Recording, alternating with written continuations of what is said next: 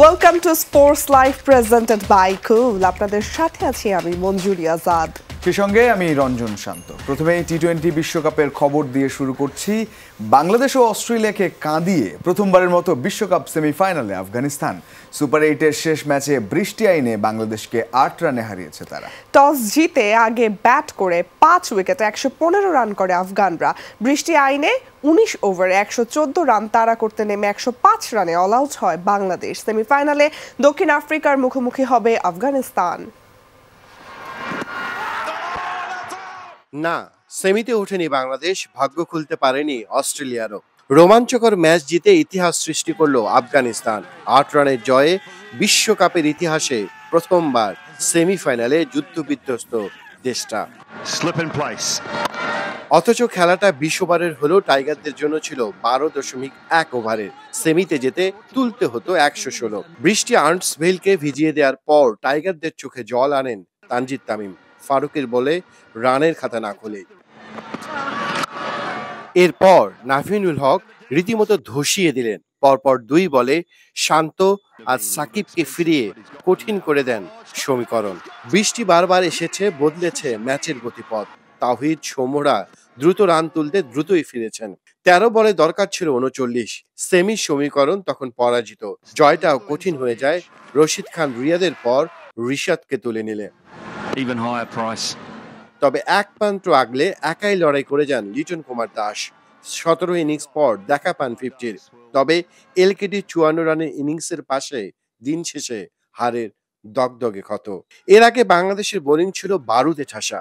তানজিম সাকিব আর তাসকিন কাঁপিয়ে দেন আফগান ব্যাটিং এর 2 ভিত রহমতুল্লাহ গুরবাজ আর ইব্রাহিম জাদরানকে।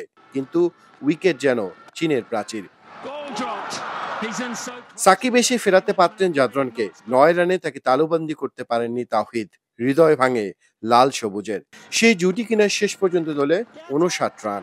18 রানে সেই জাদরানকে ফিরিয়ে শুরুটা করেন রিশাদ হোসেন।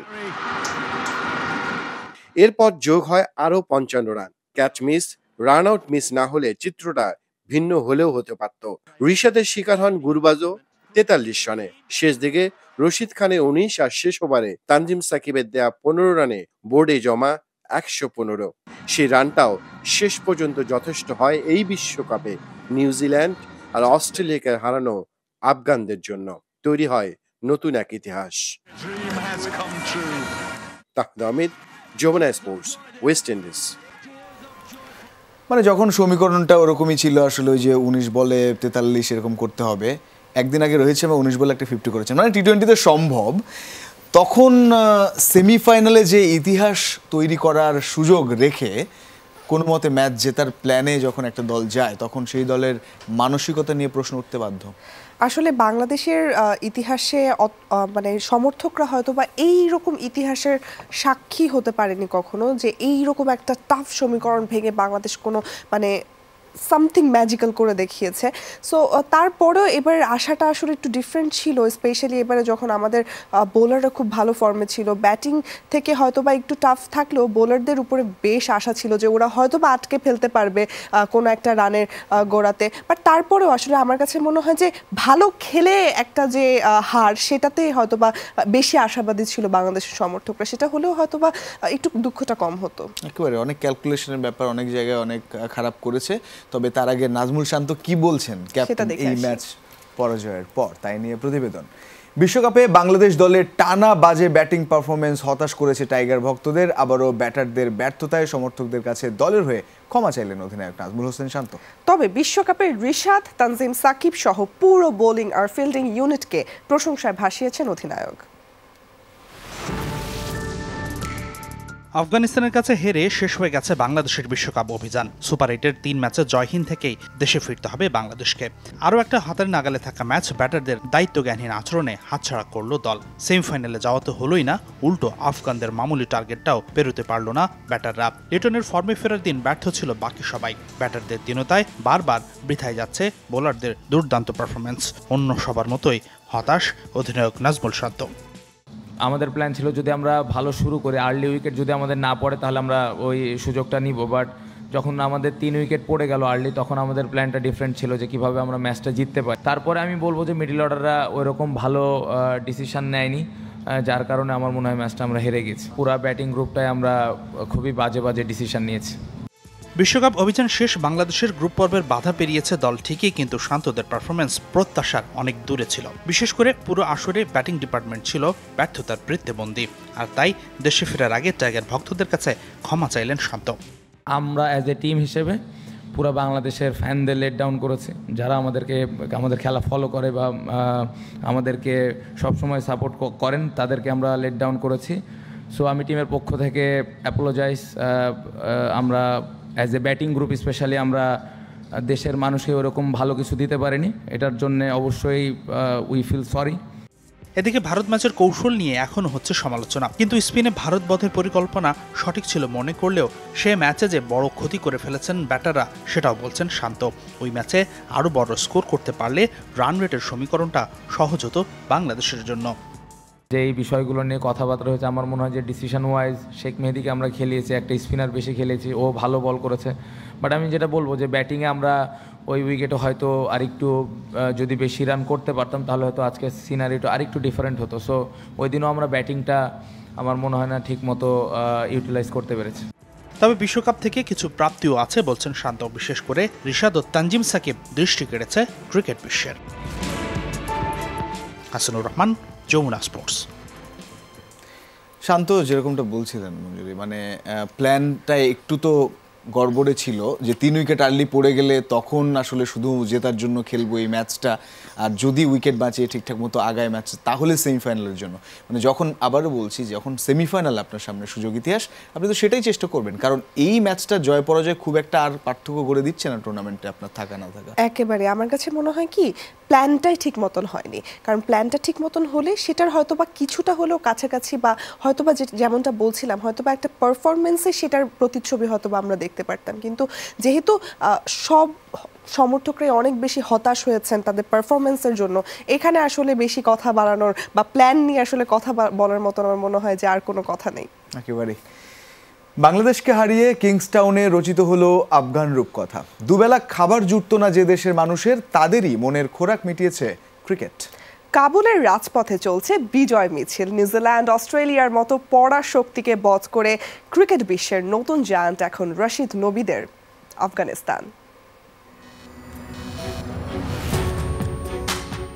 বারুদের ধ্বংসস্তূপের মাঝে এক চিলতে আলো কাবুলের আকাশে। শত আঁধারেও যে আলো পথ দেখায় নতুন দিগন্তের। মৃত্যু যন্ত্রণা পেরিয়ে সেখানে লেখা হয় আনন্দ উল্লাসের গল্প। কষ্টের কান্নায় ভিজে যাওয়া মরু প্রাণ ফিরে পায় আনন্দ অশ্রুতে। যুদ্ধের দামামা থামিয়ে শান্তির দূত হয়ে আসে আফগান ক্রিকেট। একসময় জুটত না দুবেলার খাবার, ছিল না সবুজ ঘাসের মাঠ, টার্ফের উইকেট, সে তো দুঃস্বপ্ন। সেখান থেকেই তিলে তিলে গড়া একটা স্বপ্ন। 22 গজের প্রতিটা বলে সেই স্বপ্নের সুতো ধরে একটু একটু করে এগিয়েছে আফগানিস্তানের ক্রিকেট। ব্যাট হাতে সব প্রতিকূলতা আছড়ে ফেলেছে গ্যালারিতে। 2009 সালে আন্তর্জাতিক ওয়ানডে ক্রিকেটে পদার্পণ। 2010 টি-20 বিশ্বকাপ দিয়ে অভিষেক বিশ্ব আসরে। 2011 ওয়ানডে বিশ্বকাপ খেলতে না পারলেও ওয়ানডের মর্যাদা পেয়ে গেছে ততদিনে। মোহাম্মদ নবীর নেতৃত্বে 2015 সালের ওয়ানডে বিশ্বকাপে অভিষেক হয় আফগানিস্তানের। এরপর 2017 সালে সাদা পোশাকের টেস্ট মর্যাদা। কাবুল কিংবা কান্দাহারে বাঁধা হয়নি ঘর। ভারতের দেহরাদুনে ভাড়া করা স্টেডিয়ামে চলেছে ক্রিকেটের সব পরাশক্তির সাথে লড়াইয়ের প্রস্তুতি। 2023-এর ভারত বিশ্বকাপে সে লড়াইয়ে ছিল নতুন বার্তা। ইংল্যান্ড, পাকিস্তান, শ্রীলঙ্কা, নেদারল্যান্ডস প্রত্যেকটা জয়ে ছিল আফগানদের দাপট। রশিদ নবীনরা টুটি চেপে ধরেছিল মাইটি অস্ট্রেলিয়ারও। সে যাত্রায় অজি বধ থেকে রক্ষা করেছিল অতিমানবীয় ম্যাক্সওয়েল। তবুও 10 দলের বিশ্বকাপে শেষটা হয়েছিল 6-এ। ওয়ানডে বিশ্বকাপের পেরোয়নি 12 মাসও। বিশ্বমঞ্চে লড়াইটা এবার টি-20-র। গ্রুপ পর্বের প্রথম 3 ম্যাচ উগান্ডা ও পাপুয়া নিউগিনিকে হারানোটা অবাক না করলেও 84 রানের বড় ব্যবধানে কিউইদের হারানো নড়ে চড়ে বসতে বাধ্য করেছিল ক্রিকেট বোদ্ধাদের। প্রথমবারের মতো সুপার 8-এ উঠে ভারতের বিপক্ষে পরাজয়। তবে এরপর আসে প্রতিশোধের সেই রাত। কিংসটাউনে অস্ট্রেলিয়াকে 21 রানে হারিয়ে চোখ তখন সেমিতে। দুদিনের মাথায় পুরনো সেই 22 গজেই আফগানরা লিখল নতুন রূপকথা। অসুস্থ মাকে ঘরে রেখে আসা রহমানুল্লাহ গুরবাজ, শরণার্থী শিবির থেকে উঠে আসা গুলবাদিন নাইব, বিশ্ব দরবারে নিজ দেশের পতাকা উড়িয়ে বেড়ানো সুপারস্টার রশিদ খান, কিংবা গোটা দেশের ক্রিকেটকে একাকী নাবিকের মতো এগিয়ে নিয়ে যাওয়া মোহাম্মদ নবী। ওদের হাত ধরেই জায়ান্ট কিলার তকমা পেরিয়ে আফগানিস্তান এখন বিশ্ব ক্রিকেটের নতুন জায়ান্ট। রঞ্জন শান্ত, যমুনা স্পোর্টস। এদিকে স্বাগতিকদের বিদায়ে বিষাদের সুর ওয়েস্ট ইন্ডিজ ক্রিকেটে। ঘরের মাঠে বিশ্বকাপ জয়ের স্বপ্ন শেষ হওয়ায় ভক্তদের সাথে হতাশ সাবেক ক্রিকেটাররা। দুই সাবেক ক্রিকেটার ও বর্তমান ধারাভাষ্যকার ইয়ান বিশপ ও ড্যারেন গাঙ্গা বলছেন, যোগ্য দল হিসেবে সেমিতে গেছে দক্ষিণ আফ্রিকা। রভম্যান পাওয়েলের দল যে ইতিবাচক মানসিকতা দেখিয়েছে তাতে গর্বিত দুজন। ড্যারেন গঙ্গার দাবি, স্বাগতিকরা বিদায় নিলেও ঠিকই ক্যারিবিয়ান দর্শকরা রঙিন করে রাখবে বিশ্বকাপের শেষ অংশটুকু। ওয়েস্ট ইন্ডিজ থেকে তাহমিদ অমিত জানাচ্ছেন আরো। ক্যালিপসোর এমন সুরে বুঁদ হয়েছিল গোটা ওয়েস্ট ইন্ডিজ। নাচে গানে আমোদে ক্যারিবিয়ানরা রঙিন করে রেখেছিল পুরো বিশ্বকাপটা। রেখেছিলেন বলছি, কেননা স্বাগতিকরা যে এখন কেবলই দর্শক। টি-20 ক্রিকেটের ফেরিওয়ালা পাওয়েল রাসেলদের স্বপ্ন ভেসে গেছে ওই এন্টিকার আকাশের ঝরা বৃষ্টির সাথে। তবে কি ক্যারিবিয়ান উন্মাদনা আর দেখা যাবে না গ্যালারিতে? বাজবে না ক্যালিপসোর সুর? সাবেক উইন্ডিজ ক্রিকেটার এবং বর্তমান ধারাভাষ্যের পরিচিত মুখ ড্যারেন গঙ্গা অবশ্য বলছেন ভিন্ন কথা। ক্রিকেটের প্রতি দ্বীপ দেশটির ভালোবাসায় নাকি বাঁচিয়ে রাখবে বিশ্বকাপের উন্মাদনা। এবারও স্বাগতিকদের ফাইনাল খেলা হলো না, তবে ওয়েস্ট ইন্ডিজের মানুষ ক্রিকেট ভালোবাসে। তারা মাঠে আসবে ও অন্য দলগুলোকে সমর্থন দিবে এবং বিশ্বকাপকে রঙিন করে তুলবে। অথচ স্বপ্ন ছিল প্রথমবারের মতো দল হিসেবে তৃতীয় শিরোপা জিতবে ওয়েস্ট ইন্ডিজ। ঘরের মাঠে যা পারেনি কেউ সেটাই করে দেখাবে ড্যারেন সামির দল। কিন্তু 22 গজের সবুজ গালিচা যে বড়ই নিষ্ঠুর। ধারাভাষ্য কক্ষে নিজ দলের পরাজয় দেখেছেন কিংবদন্তি পেসার ইয়ান বিশপ। পেশাদার চোখেই তিনিই বলছিলেন সেই কথা। সবার মতো আমার জন্য হতাশার। গুরুত্বপূর্ণ ম্যাচের গুরুত্বপূর্ণ সময়ে তারা ভুল করেছে, আর কৃতিত্ব দিতেই হবে দক্ষিণ আফ্রিকাকে। স্কিল ও ধৈর্যের প্রমাণ রেখে যোগ্য দল হিসেবে সেমিতে খেলছে।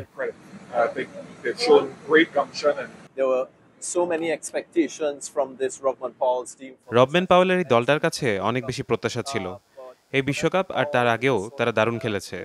ছোট টার্গেট নিয়েও যেভাবে লড়াই করেছে সেটা অব্যাহত থাকবে। টি-20 ক্রিকেট হলো এমনই, যেদিন ভালো খেলতে পারবে না সেদিন হারবেন।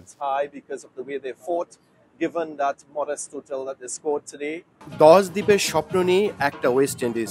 পোর্ট অফ স্পেনের পরিচয় ছাপিয়ে যেমন বিশপ হয়েছিলেন সার্বজনীন, কিংবা ত্রিনিদাদের পরিচয় ছাপিয়ে লারা যেভাবে হয়েছেন ওয়েস্ট ইন্ডিজের, সেভাবে এখনকার দলের তেমন কই। উল্টো কান পাতলে সমুদ্রের বাতাসও যেন বলে ওঠে ওদের কাছে টাকাটাই সব। দেশের জন্য ক্রিকেট, সেটা তো অনেক দূরে, বহু দূরে। Tahmid Amit, Jamuna sports, West Indies. টি-20 বিশ্বকাপে অস্ট্রেলিয়ার বিদায়ের পাশাপাশি বিদায় নিলেন দেশটির মারকুটে ব্যাটার ডেভিড ওয়ার্নার। ভারতের বিপক্ষে খেলেই নিজের আন্তর্জাতিক ক্যারিয়ারের ইতি টেনেছেন এই তারকা। সামাজিক যোগাযোগ মাধ্যমে ওয়ার্নারের টি-20 ক্যারিয়ারের পরিসংখ্যান দিয়ে তাকে ধন্যবাদ জানায় ক্রিকেট অস্ট্রেলিয়া। দেশের জার্সি গায়ে এখন পর্যন্ত 110 টি-20 ম্যাচ খেলে করেছেন 3277 রান। টি-20 বিশ্বকাপ ছাড়াও জিতেছেন ওয়ানডে বিশ্বকাপ ও ওয়ার্ল্ড টেস্ট চ্যাম্পিয়নশিপের শিরোপা। 3 ফরম্যাটে 49 সেঞ্চুরিতে করেছেন প্রায় 19,000 রান। এর আগে টেস্ট ক্রিকেটকে বিদায় বলেছিলেন 37 বছর বয়সী এই ব্যাটার, আর ওয়ানডে থেকে অবসর নিয়েছেন আরও আগে। এবার টি-20 থেকেও বিদায় নিলেন এই তারকা। এদিকে চলতি আসর থেকে বাংলাদেশের হার নিশ্চিত হয়েছে অস্ট্রেলিয়ার বিদায়ে, সেই সাথে ভেঙে গেছে তাদের সেমি স্বপ্ন। কোপা আমেরিকার খবর। কোস্টারিকার সাথে গোলশূন্য ড্র করেছে 9 বারের চ্যাম্পিয়ন ব্রাজিল। এই প্রথম ব্রাজিল ও কোস্টারিকার কোনো ম্যাচ ড্র হলো। আগের 11 লড়াইয়ের 10টিতেই জিতেছিল ব্রাজিল, একটিতে কোস্টারিকা। গত কয়েক বছর ধরেই ব্রাজিলের খেলার ধরন বদলেছে, সেই সঙ্গে সাফল্যও কমেছে। ব্রাজিলের বিরুদ্ধে ড্র করে কোস্টারিকার সমর্থকেরা রীতিমতো উল্লাস করেছে। অপরদিকে এই ড্রতে বেশ ক্ষুব্ধ ব্রাজিলিয়ান সমর্থকরা। অসংখ্য সুযোগ হারিয়ে গোলশূন্য ড্র দিয়ে কোপা আমেরিকা অভিযান শুরু করেছে সেলেসাওরা। ম্যাচের 74% সময় বল দখলে রেখে গোলের জন্য 19টি শট নেয় দ্য রিভাল জুনিয়রের দল। লক্ষ্য ছিল মাত্র 3টি শট, সেগুলো দারুণ দক্ষতায় ঠেকিয়ে দেন প্যাট্রিক সেকেইরা। বিপরীতে কোস্টারিকা 2টি শটের একটিও ছিল না লক্ষ্যে। ক্যালিফোর্নিয়ার সোফি স্টেডিয়ামে একটু ঢিমেতালে শুরু হওয়া ম্যাচে 7ম মিনিটে প্রথম সুযোগ পায় ব্রাজিল। ডান দিক থেকে দানিয়েলো লম্বা পাস পেয়ে দারুণ গতিতে এগিয়ে যান রাফিনিয়া।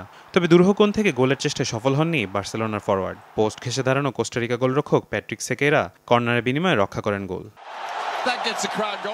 5 মিনিট পর অল্পের জন্য জালের দেখা পাননি রদ্রিগো। ডি বক্সের বাইরে লুকাস পাকেতার কাছ থেকে বল পেয়ে পায়ের কারিকুরিতে ভেতরে ঢুকে যান রিয়াল ফরওয়ার্ড। জায়গা খুব বেশি না থাকলেও দারুণ দক্ষতায় সবাইকে এড়িয়ে নেন আড়াআড়ি শট। অল্পের জন্য হয় লক্ষ্যভ্রষ্ট। 16 মিনিটে ডি বক্সের বাইরে থেকে অনেক উপর দিয়ে মেরে সুযোগ নষ্ট করেন পাকেতা। 6 মিনিট পর বক্সের ভেতর থেকে আবার বাইরে মারেন ওয়েস্ট হ্যাম ইউনাইটেড মিডফিল্ডার। 25তম মিনিটে রদ্রিগোর দুর্দান্ত পাসে ফের সুযোগ পান পাকেতা। এবার শট নেন অনেকটা গোলরক্ষক বরাবর, ঠেকিয়ে দেন সেকেইরা। একের পর এক আক্রমণে কোস্টারিকাকে প্রবল চাপে রাখা ব্রাজিল 29তম মিনিটে বল পাঠান জালে, কিন্তু ভিআর দেখে অফসাইডের বাঁশি বাজান রেফারি। 42 মিনিটে ভিনিসিয়াস জুনিয়রের চমৎকার ক্রসে ডি বক্সের মাথা থেকে আরেকটি লক্ষ্যভ্রষ্ট শটে ব্রাজিলের হতাশা বাড়ান পাকেতা। দ্বিতীয়ার্ধেও একই রকম আক্রমণাত্মক ফুটবল খেলতে থাকে ব্রাজিল। 60 মিনিটে এগিয়ে যাওয়ার দারুণ সুযোগও আসে। রাফিনিয়ার নিচু ক্রসে ভিনিসিয়াসের ফ্লিকে পেনাল্টি স্পটের কাছে বল পান রদ্রিগো, কিন্তু সুযোগ কাজে লাগাতে ব্যর্থ হন তিনি। 3 মিনিট পর পাকেতার তীব্রগতির শট ফিরে আসে পোস্ট কাঁপিয়ে। আরও একবার গোলবঞ্চিত হয় সাবেক বিশ্ব চ্যাম্পিয়নরা।